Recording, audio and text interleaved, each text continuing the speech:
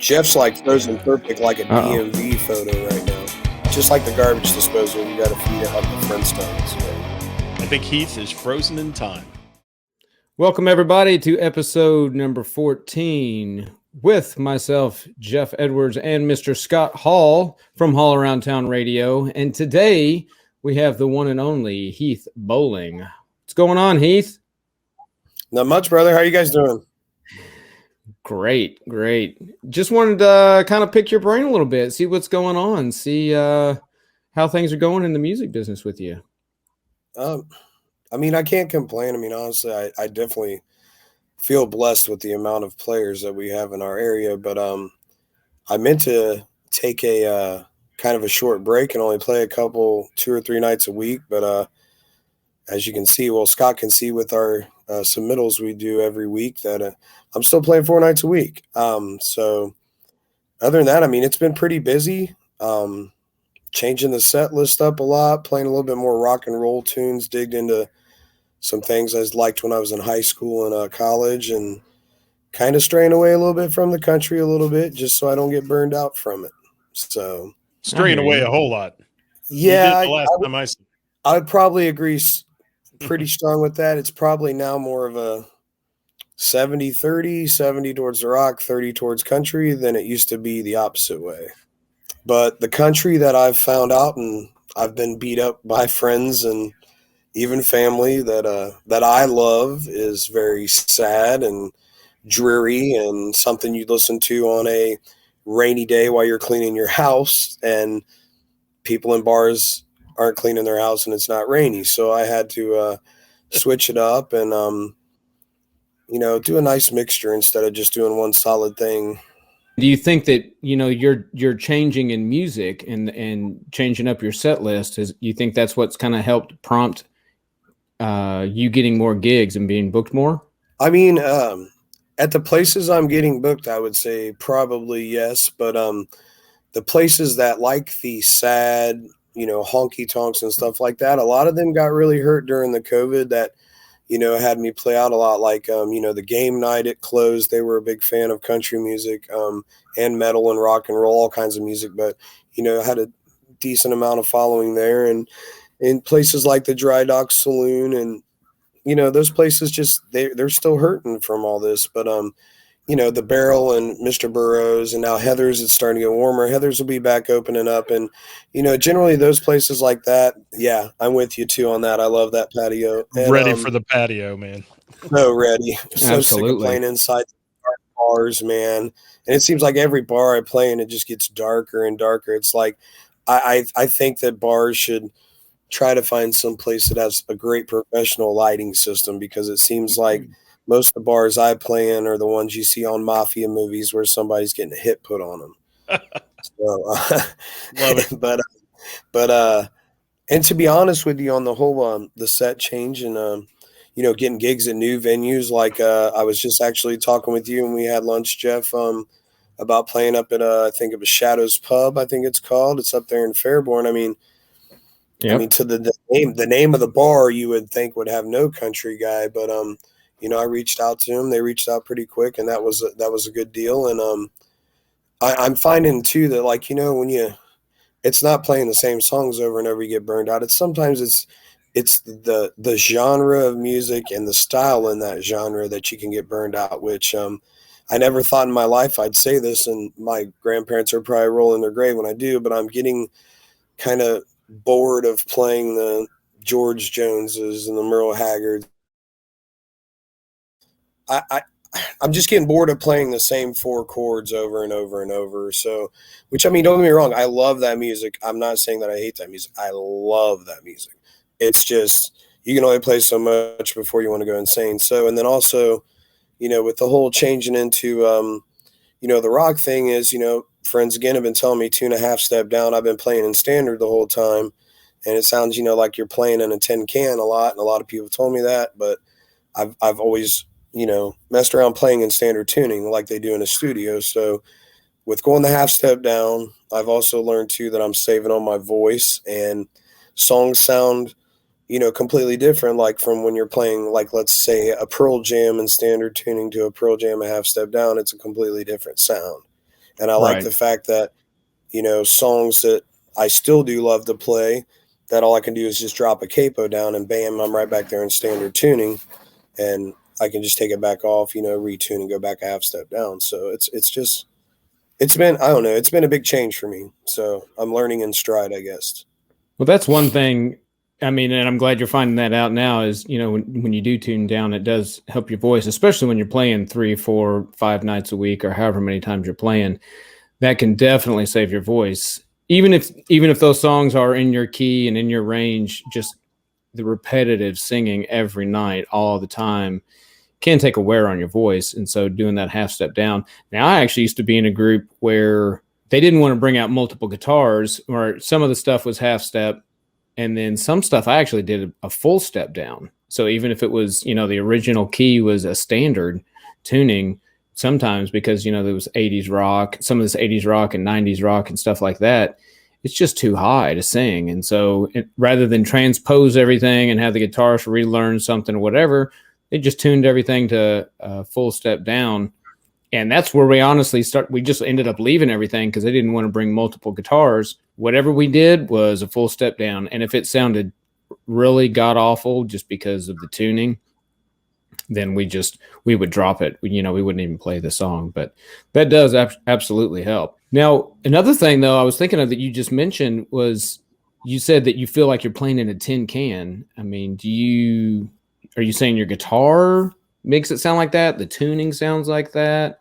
It just seems like to me that, when you're playing like, your standard D chords or, B minors, D minors, it just sounds like it's a little bit higher than my liking. Now, I'm not a sound guy, nor will I ever be a sound guy. If I could afford it, I would probably pay somebody to do sound at my shows, because it seems like every time somebody does sound for me, I sound 1,000 times better than I do with my equipment. And Scott's in there shaking his head because Scott said that to me as well. Even with his stuff, I sound better. It's just a fact of I guess me not liking change and sitting down actually and messing with my mix board and playing in the family room and figuring out where the sound's at. Now I know Wes has helped me out a little bit as far as on my vocal part of it with I guess I was using way too much gain from what he told me, and since he's adjusted the vocal part of it, I mean, in my opinion, I think it sounds 1,000 times better.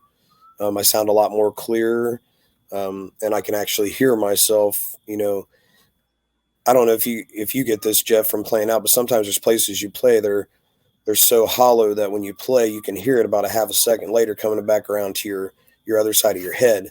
Yes, and some people hate that. Some people like that.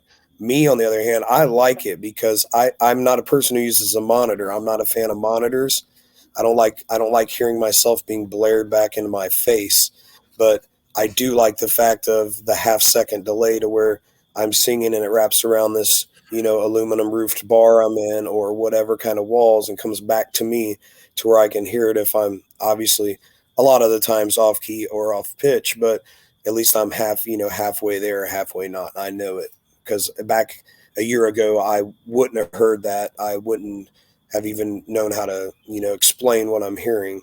But I'm gaining in little baby steps, because it's a big difference going from a hillbilly sitting in your room playing guitar at your buddy's house drinking beers to getting up on a stage and trying to be professional, not letting the whiskeys take over your mouth, which sometimes it does for me, but I do choose the right locations for that to happen. Other times, I mean, it's just, I don't know, man. I guess I need to work on the sound. That's what it is. I have no difficulties in learning a song, remembering the words, all that. I don't have to use, the iPads, all that stuff, which isn't a bad thing. I don't have to use it. And the sound is my key right now for what I think is my sound's gotten a little better because I've had people come up and tell me like, man, great song set, great song selection, but man, your sound just apart. And I thought, just getting rid of the old, what do you call them? Non-powered speakers. I can't remember. Oh, passive speakers. Right. Getting rid of those and buying a powered speaker that would change a bit. But until Wesley helped me, it did not at all. Yeah, I think, sorry about the voice, guys. My voice is gone. But I think that it's so different room to room, too. And if you're not good at adjusting your own mixer and PA when you go in, and being able to, if you're a solo guy, it's so hard because you're on the stage playing and your mic's there and your guitar's there. You can't get out in front of that PA to hear what it sounds like to the audience. So you have to almost rely on your audience a little bit. That's a tough thing to crack. And especially when you go from playing places like you do, and you play AJ's Franklin Tavern, small room. You don't need much PA in there. But if you go down to the Barrel, that's a big room, and you need, when it's full, you need a lot of PA. And I was with Jay Clark Friday night down at Burroughs, and it was full of people, and they had a big party going on there, some things like that. And I was helping him out with the iPad in the back, trying to adjust. And one of the things that really helped after the first set is we raised his PA speakers on a stick up higher, and it got to the back of the room a whole lot better because it was just getting sucked up by the people sitting around the bar. And that's a tough thing to deal with. And sound is its whole other animal. I mean, other than playing and learning your songs, sound's a whole nother world, isn't it? Oh yeah, we hit that last week. When we were talking with Rob Jeremy about that, because that's he's done it for years and traveled and toured with national acts and things like that. And you mentioned it, Heath, that gain, the gain, if you start out with too much gain, I mean, your sound can be cooked from the start before you even get going. I mean, that's just one thing it's just going to take some practice, and maybe having a buddy there who hears something and then can come up and tell you, hey, tweak this a little bit, because you do play so many different places, the small venues, the big venues, the venues that have 10 roofs that just totally kill sound and make it a nightmare. Maybe you can kind of check out your settings, and then whenever you go back into this venue, take a picture of your soundboard and say, okay, when I play at Franklin's, this is what I'm going to use. This is going to be my starting point, and so on and so forth. That might be a way to help you out there, get that sound dialed in. Yeah, and you're using a regular analog board. You're not using the digital Xair or any of that, right? No, I'm just using an old, a Yamaha MX-110. Yeah, so I mean that's pretty simple to do. What Geoff talked about, take a photo of it at the end of the night once you've got it dialed in or whatever, and know that's your settings for it when you come back to that bar. I think that's a great idea. Most of the times when I play and stuff like that, I kind of designate one of my friends that is there, like, hey, you're the sound guy tonight. Maybe I should do a warm-up song, and maybe I should do more sound testing, but I usually just plug everything in, hit the guitar. Yep, that's a guitar. Hey, check. Yep, that's a mic. So I usually judge it by the first song, and obviously I don't know about you and your bands and stuff like that, but I always go with a comfortable song that I know everything's going to go all right. I'm not going to mess up the chords. I'm not going to mess up the words, blah, blah. So I play that song, and the person in the crowd says, sound good, sound bad, and then they'll come up and tell me, and then I'll adjust a little bit, and then it might be somebody might stay for the first hour, and then somebody else might come in the second hour. But that's the best I can do, because like Scott says, when you're by yourself, man, it's rough sometimes. Like you said, you don't have a sound guy there. If you're having a bad night, you're on your own. There's nobody to bounce off of. Right. If the crowd's not into you, if you got a heckler, whatever. It's rough. I mean, it really is. It's rough some nights, but makes it even more difficult when you're by yourself, and you're in the middle of a song, and maybe you have some sort of glitch where you get a feedback or something. What are you supposed to do? Stop and turn the knobs and start messing with everything? I mean, it does make it difficult when you're running your own sound. Do you ever use any effects on your stuff? Do you ever use like pedal effects, any chorus, reverb, delay, anything on your vocals, stuff like that? I haven't before. I mean, I had a couple shows where I can't remember if it was Shane or somebody else, but somebody put reverb on my voice, and I did one song on it and I really dug it, and then like I did a second song, and I'm like, God, that sounds like garbage.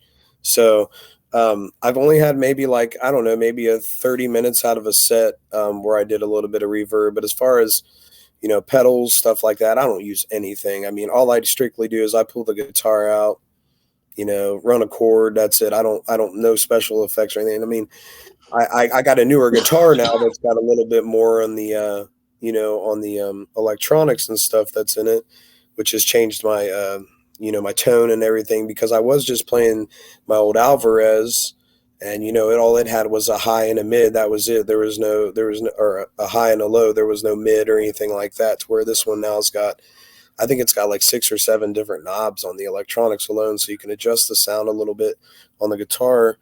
It's done me good so far, and I really like playing it. So good. That's definitely the sound with a different guitar for sure. It's a lot more, what do they call it? It's a lot more loaded, I guess you'd say, as Right. far as the electronics and stuff compared to the Alvarez. I mean, because the Alvarez is 79, I mean, or 79 or 80. So, I mean, it was pretty old and it was beat up. I mean, I talked to you about it, Geoff, but Right. this other guitar I got, I mean, it was a Washburn. It's not the Martins or the Taylors like everybody else gets, but to me, if you can play a guitar, I mean, I don't think it matters if it's a $2,200 Taylor or a $60 K guitar from Sears out of the catalog in '73. As long as you can play and you got the right strings and your next set right, you should be able to make it sound golden. But that could be another downfall where I'm wrong as well. I mean, an expensive guitar is not going to make you a better player. That's Right. first things first. I mean, you could have a $5,000 guitar or a $100 guitar, and the $5,000 guitar is not going to make you a magical player. It's Right. it's gonna give you the ability, to have a better sound. It's gonna have probably better electronics, better tone woods, things like that. But it's definitely not going to make you, turn you into a magic player and give you all that noodly goodness that some people have. So Noodly Right. goodness. Noodly Noodly goodness. I like that. I mean, just look at Rob Garrett. He's been playing at Breedlove for over 20 years, and he's still terrible. Well, we had to go there. watch. Let's hope Poor that guy. Rob's watching this, right? Yes. You can fix that in post, Geoff. All right, I'm changing gears. I'm changing gears. All right. We were talking about patio season coming up, and it's right around the corner. And I know I've seen you play on patios, Heath. You've been at Heather's, you've been at Mr. Burroughs, and one that's going to be opening up that I had a chance to visit the other night and just happened to bump into you there. Was Babs and down in Middletown, and I think that's going to be a really cool concept when they get that put together and it's ready to go for the summer outside. Man, that looks like it's going to be a really neat outdoor venue. I mean, I love the place. I mean, and it's right now, it's no bigger than a janitor's closet, but I mean, it's really on the up and up. Like I first got in there is, I think it was in October, November last year. It was still really nice out. It wasn't even cold yet. And I played on the patio a couple times. I played once during the day, and then I think his name's Mike Miller from his band came in after me and played, and then I played a full set out there, and it's a really nice vibe. It's nice that it's right there on the river. So I mean, you go in there, you get your wings, you can eat, or you go out on the river first and then get your wings and your beers afterwards. But I mean, once the patio gets built, I mean, I was actually just talking with them the other day. They're going to build a stage out back. They have a great idea that I don't want to let the cat out of the bag if they haven't told anybody major. But all I can say is they've got some plans for all day music during the weekends, and I think as a musician, I think that's awesome that that they're going to do something like that, and that you could come out possibly at a 1 o'clock or 2 o'clock and play you a little short gig and then go on to your other gig at night. I think that's awesome because, I mean, what of us don't, sing or play the guitar for 45 minutes or an hour on the day that we got a gig because, to warm up or whatever to see where we're going to be sitting at when we start our gig a couple hours later. They got they're going to do the kayak rentals. And like I said, I already touched on their food. They got some of the best wings in town. I mean, Awesome. They might be second in my life of wings. Yeah. That good. They are. And They're that's absolutely a big thing. I eat outstanding. a lot of chicken wings. No, I got to agree with Heath on that one. They are outstanding, man. We stumbled in there, like I said, the other night to see Seven playing, and Heath happened to be there, and the owners are so super nice. They brought us a couple wings to try, and the next thing you know, we're ordering 12 more, and it was fantastic. It just, I don't know that I've had a better wing either. I think, and you can look at me. I like groceries, man, so I can tell you. Yeah, we're in the same class, brother. And I know we've both probably eat so many chicken wings, we'd probably starve out a third world country. But I'm telling you, their chicken wings are awesome, dude. And you don't even have to use sauce. If you don't want to use sauce, they're good. Rob sits out there and smokes those fools for 20 hours a day. Man, And then Yeah. once that he's sounds done smoking good. them, when he gets done smoking them, he also, but when you order them, drops them in a deep fryer for like 3 minutes before he brings them to you. So they're not only smoked all day inside, but they got that crisp outside. I'm I hungry. think I'm definitely gonna have to make my way Yes. down to this place and check You it need out. to. It is a work in progress. I will say that. It is a work in progress. And you go ahead and tell that Nick Wheeler, don't be letting him come in trying to steal my food topics and stuff like that. He's not the only big guy in this local music scene. Nick Wheeler just has sausage and peppers, man. That's it. It's sausage and true. peppers. Yeah, That's 5 yeah. days a week. He wants to brag on his cheat days, but then make us feel like miserable chubs Yeah. during the week with his healthy food. Yes, he's a good dude, Nick Wheeler is, and he's fun to watch when he does all those reviews on this, the keto food he's on and some of that. It's kind of fun to watch those things. He's pretty funny. Man, I don't. You know what, man? Nick Wheeler is one of those golden human beings, man. He just nothing up. I would hate to see if he's upset. You should run the other way because Yeah, I've never seen the guy upset. He's always happy. He's always positive. He's never negative. I've never heard him say a bad thing about anything. So, I mean, that would be like poking a grizzly bear, I think, if you made him mad, because he's one of those guys. right. Yeah. Good guy, though. He is a great guy. And if you're watching, you don't know Nick Wheeler. He plays in Truck and Medal of Honor, and we had him on episode something here. Yeah, I can't one of our remember. And he previous might episodes randomly we had him show on up to there. your show and sing harmonies as well. Oh yeah, he's fantastic at that. We were playing somewhere one time and he was there. I'm like, get up here. I need somebody to do some harmonies with me. And he just jumped right on stage and just nailed it. Yeah. He's amazing. He's a good guy. So Heath, what's in store for the future? We're running out of time. So what's in store for the future? Well, what's in store for the future? I've eclipsed over 40 years old on Thursday. That will be a milestone. That's pretty nice to hit. I got some good news, and I get to go on Thursday on my birthday to go pick up my daughter from St. Louis, where Geoff's kid lives. Yep. Get to bring her home. Good deal. So this week so far is turning out pretty kick-A. See, look, I can be good. And you can say ass. We're on other than YouTube. All right. oh, okay. Yeah.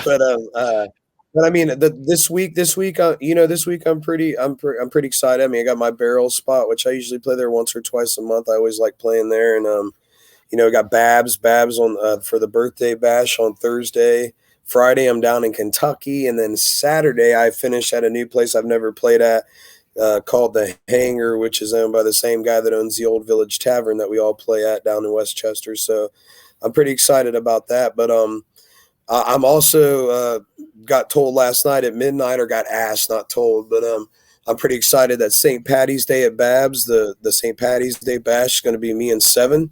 So I'm really excited about that because I love playing with Seven. He's one of my favorites, and also Tessa's one of my favorites. Obviously, I play with them all the time. But it's nice to, one, not have to sing for 3 hours or 4 hours a night, and only have to sing for an hour and a half or two, and also to get to spend time with people that that matter to you, that look out for you, have your back, help each other out, and that's what I'm trying to like pretty much surround myself with, man. I'm we all know that, this, Scott, Geoff, this. There's always bad and good things with the music community, and I've pretty much just made a hard non-NASCAR right turn to get away from the negativity and space myself from it. Well, I it's just feel healthier. Like, It is. It's healthier, man. It's well, I loved your that, post you put up the other day that said, blowing out someone's candle don't make you any brighter. And I mean, that's just facts. I mean, sometimes, and I used to be like that. I have no problems to say that, but I wasn't saying it to hurt people's feelings. I was saying it to just be the a-hole that I am when I get whiskey in me and I don't care for something, which is bad to do when you've been drinking, because then, you say some things that you regret. And I've done that and learned from that. And that's why I'm pretty much just, sticking to the straight and narrow and just trying to focus on me and what I want to do with music, because I really like, I really like doing everything by myself, but I also really, really love collaborating with people. But I don't want to be in a band. You know what I mean? I don't know. Tessa, she's got her own little side band going. Seven's got his thing with Rambo, and he can do a full band and stuff like that. And I kind of like just being the lone wolf, because then I only got to worry about me and my faults and my highs, my lows, and where I go from here. You know what I mean? So, Well, good, man. It sounds like you've got a lot going on, and being positive is definitely a necessity. But I will tell you this, man, right. Even though it's fun being out there being the lone wolf, it sure is fun when you get to share it with other people. So if you do get the opportunity, absolutely. I just had the conversation a few days ago with somebody where they were saying, they wanted me to pick up a gig, and I was like, well, can I make it a duo? And they're like, well, why would you want to do that? It's not that much, you won't get as much money. You'll have to split it. Yeah, but it's just more fun. I can sit in my house and on my couch and play guitar and sing and do whatever by myself. But I'm going out in public and whatever. You want to hang out and have fun. And it's hard to do when you're sitting up on stage by yourself. I mean, I give you props. I mean, you've done it for a long time, and I'm glad you enjoy it. And I hope it keeps going as good as it is for you. And let me say, though, I do think that the Tessa show you do, Heath, the Beauty and the Beast, as you guys call it, and you say you're the beauty, she's the beast, but it's a great concept. I beg to differ with you on the beauty part. Okay. All lies. Yes, all lies, because she's the beauty in that combo, and she's one of the nicest people you'll ever meet. And I think that's a great combo. I've heard more people comment about you and Tessa together and how much they enjoy those shows. And it's like a totally different end of each spectrum. I mean, Tessa's got that cute country girl charm, and you've got that old leprechaun look, as I like to refer to it there. And it works, man. It's really strange. And, the time you played with Geoff, I saw you guys play together. I looked at you and I said, you're playing with Geoff Edwards?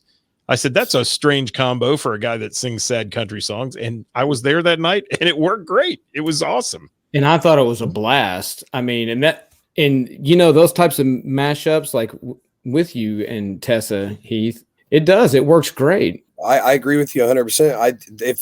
I love playing with those two. With Seven, when I play with Seven, it's kind of fun because it reminds me of playing guitars with my buddies when I was in junior college at Kegries in the middle of cornfields in Kansas, and having a blast. That's fun, and it's like I get to be that inner stupid, right out of teenage years kid. And when I'm with Tessa, it's kind of completely different. I treat her like she's my little sister, and she's a great offset, because like when I'm wanting to scream Pearl Jam at you, or I'm wanting to scream the Violent Femmes at you, she can come here for whiskey glasses and long neck ice cold beer never broke my heart.